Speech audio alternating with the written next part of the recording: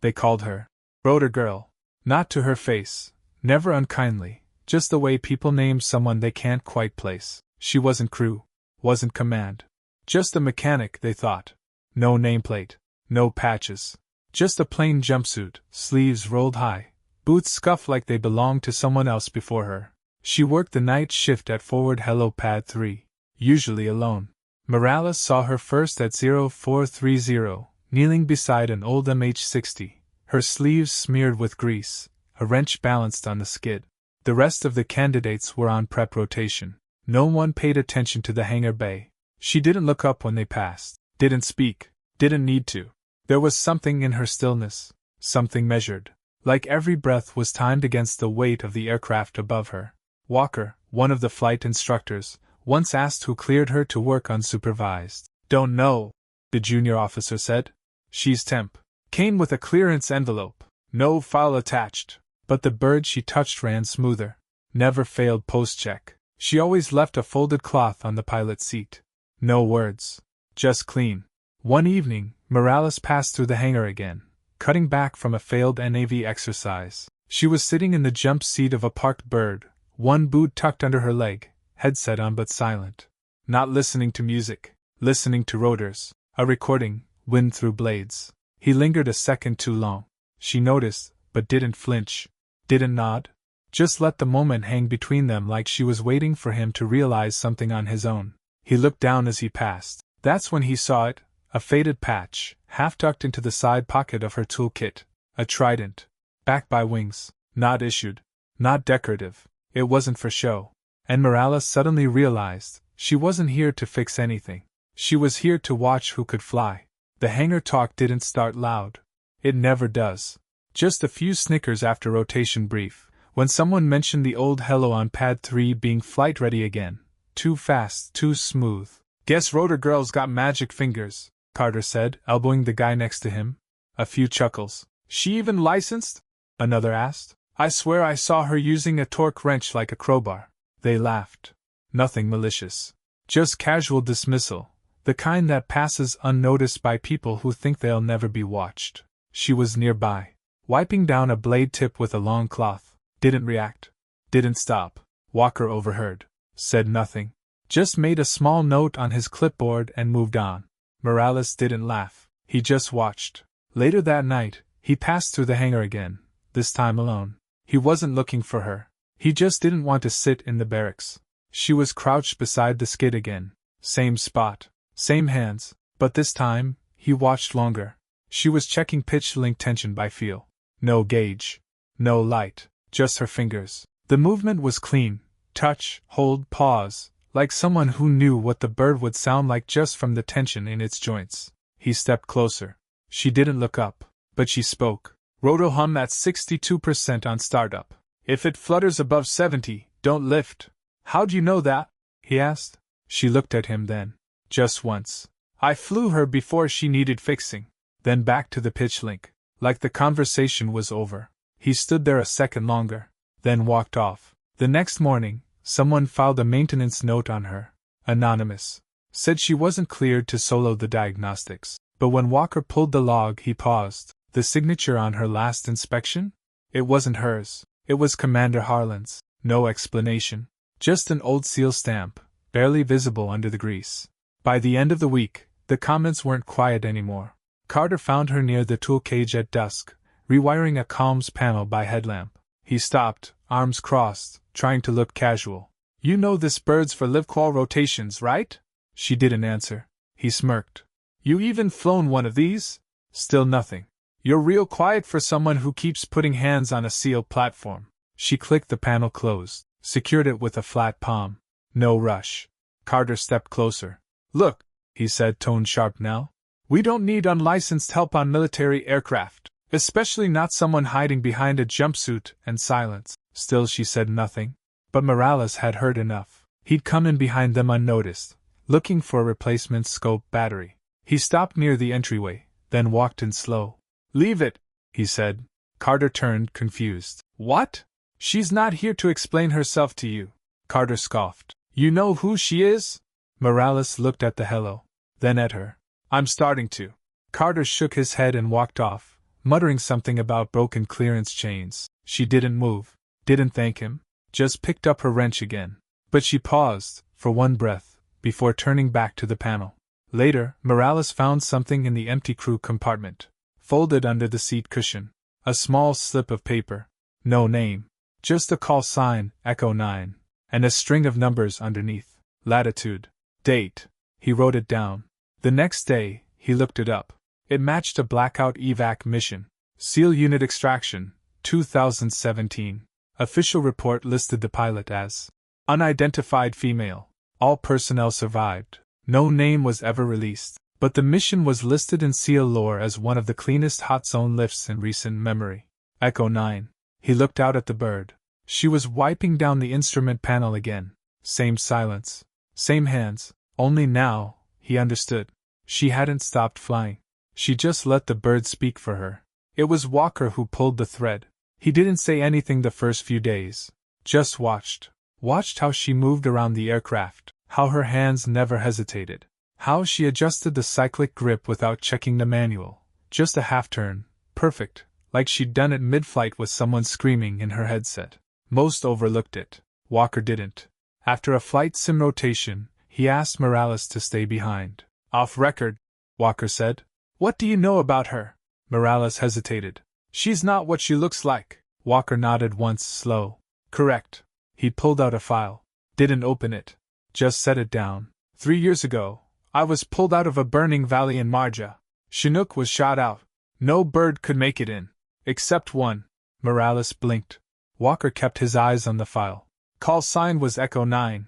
No radio chatter. Just came in low, in fog, no lights. Lifted 6 of us out under rotor cover. He finally looked up. Pilot never filed claim. Refused recognition. He tapped the file. Until 2 nights ago, I never thought I'd see her again. Morales leaned forward. You think it's her? Walker didn't smile. He just said, No. I know. Later that evening, Morales passed by the open hangar again. She was sitting on a crate beside the open bay door, sharpening a weathered blade tool with a cloth rag. Same stillness. Same quiet. He sat across from her. She didn't speak, but she handed him something without looking. A folded strip of Kevlar. Inside it, a patch. Old, frayed, gold thread dulled by time. A single rotor over a silent trident. Below it, barely visible. If you heard me coming, it was already too late. Morales didn't ask, didn't return it. He just folded it again, and nodded. The call came in just before noon. An unannounced inspection. Higher brass. Not rare during SEAL evaluations, but never without warning. Everyone tightened up. Tools squared. Rotors chalked. Birds checked twice over. Then the SUV pulled up. Black. No plates. Doors opened slow. 2 officers in standard issue. 1 man in plain clothes, but his presence walked ahead of him. Morales didn't recognize him, but Walker straightened, quietly nodded, said only, Commander Atwell. A name Morales had only heard in SEAL whisper, part of the original command that oversaw deep air insertion teams in blackout zones. The commander didn't speak right away. He walked the line, eyes on every aircraft, inspected every tool bench, paused briefly at pad 3. Then he stopped. She was kneeling beside the open console of the old MH-60, sleeves rolled, comm panel exposed, fingers reseating a line with surgical ease. He stared for a moment, then spoke. Echo 9. She froze. Only slightly. Then stood, slow, deliberate, and faced him. No salute, no smile, just recognition. His voice dropped. You shouldn't be here. I'm not, she said. Commander Atwell stepped forward, lowering his voice more. You still flying? She didn't answer. He exhaled. I heard what you did in 2017. We all did. You broke protocol. I kept the promise. They stood like that for a long moment, one of command, the other of silence. Then he reached into his pocket, pulled out a coin. Challenge issue. Black matte. A single rotor above a compass ring. He placed it on the edge of her tool kit, then stepped back. Didn't salute. Didn't thank her. Just turned. Remove her from civilian logs, he said as he passed Walker. No more paperwork. She's already written in. And just like that, he was gone. But the hangar didn't move for several seconds after. Nobody spoke. Nobody mocked. Because the quiet mechanic just got called by a name none of them had earned the right to repeat. Echo 9. The hangar felt different the next morning. No orders changed. No signs posted. But everyone walked softer, spoke less, looked a little longer when they passed Pad 3.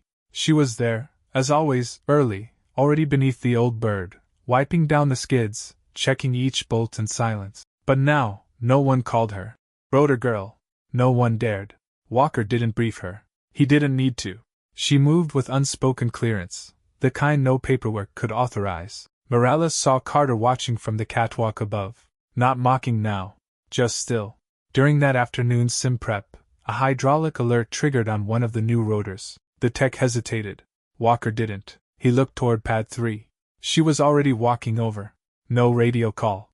No clipboard. Just a small flashlight and a wrench already in hand. She climbed the side rail, peered into the housing, and pointed once. Relief valve sticking. Temp cycles behind. The tech blinked. How'd you know that? Her voice was even. She told me. She tapped the fuselage twice, then climbed back down without waiting for a reply. Afterward, Morales passed by as she loaded gear into the side bay. He stopped. Took a breath. You really flew it, didn't you? She didn't look up, just said, when it needed to be flown. He hesitated. I saw the mission log. Marja. They said nobody could land. She paused for a second, then finally looked at him. Sometimes silence isn't fear. It's focus. That night, Morales found a folded piece of canvas on his bunk. Inside it, a scrap of paper, handwritten. Rotor wash tells no lies. Listen to the wind. Fly low, and don't expect applause. No name. But it didn't need one. He tucked it into his pocket and didn't tell anyone. Because some things weren't for sharing. Some were meant to be remembered in the hands, not the mouth. She was gone before the lights came on. No send-off. No memo. No debrief. Just absence, clean and deliberate. Her bunk sat folded tight, edges squared with Ranger precision. Nothing personal left behind. No patches, no tags, only silence. Pad 3 felt heavier. The bird sat just as she left it, skids polished, controls capped, canvas pulled smooth over the nose. But the air around it, something was different. Still, like a held breath, like she'd taken the sound with her. Morales arrived before anyone else. He walked past the diagnostics terminal, past the tool carts, and straight to Pad 3. Noticed it immediately, a strip of rotor tape coiled neatly on the bench, wrapped around a single cotter pin. Tucked beneath it was a small square of cloth, flight canvas, folded twice. Inside it a note. If the bird starts whispering, she's ready to fly. If you're still enough, you'll hear it. No signature. Just her handwriting, clean, sharp, silent. Walker showed up next. He stood beside the nose cone and didn't say anything for nearly a full minute. Just looked at the bird like it was halfway between object and memory. Morales stepped up beside him. She didn't even say goodbye. Walker nodded once. She said everything without saying anything. They stayed like that for a while, not mourning, not confused, just adjusting to what she'd left behind. Later that day, Morales checked the rear bay out of habit, the place where she kept her tools. Everything was gone. Except for one thing, taped to the interior wall, barely visible in the dim light. A faded flight tag, edges torn, letters rubbed nearly smooth, but one word stood out, Echo. And beneath it, stenciled in faded grease, 9. He didn't pull it down, didn't take a photo. He just sat for a while on the back rail of the bird and let the quiet hold him. And somehow, in the hush of hydraulic lines cooling and metal ticking in the sun, it felt like she hadn't left at all. She just wasn't wearing boots anymore. Pad 3 remained untouched for 3 days. No work order. No test flights. No one asked why. The junior techs avoided it. One muttered something about bad luck bird. But it wasn't fear. It was reverence. The kind that settles in when a place holds more than machinery. The cotter pin was still there. So was the rotor tape. And now, something new. A small metal washer, taped to the edge of the control panel. It bore a shallow engraving, 63.4/trust to drop. No one claimed to understand it. Walker did. He looked once, said nothing, and left it where it was. Morales checked the aircraft every morning, not for damage, just out of habit. Ran a hand across the skin, checked for warmth in the panel. He wasn't looking for faults. He was listening. The bird felt different now. responsive, like it had heard the silence too. During orientation week, the new pilots were louder than usual, green, eager, full of swagger. One of them asked about the old hello on pad 3. Why is that bird always parked? Walker looked over. It flies, he said, but only for those who don't ask. Later, Morales watched one of the new guys approach it. The pilot climbed into the cockpit and toggled the battery switch. Nothing. Tried again. Still no response. Panel stayed dark. Walker walked over. Quiet. Try again, he said. The pilot raised an eyebrow. It's locked. Walker nodded at Morales. Let him do it. Morales stepped up, sat in the seat the way she used to, left leg bent slightly, hands low on the panel. Took one breath, then reached under the battery line and pressed the override. The system lit instantly. All green. Rotor calibration perfect. Morales didn't smile. Just stepped out of the bird and gave it a single pat on the nose. She always starts for someone who's still. They left the hangar lights off that night. Let the dark settle in. Let the wind move through the open bay. The cotter pin glinted once under moonlight. No flag flew for her. No name was spoken.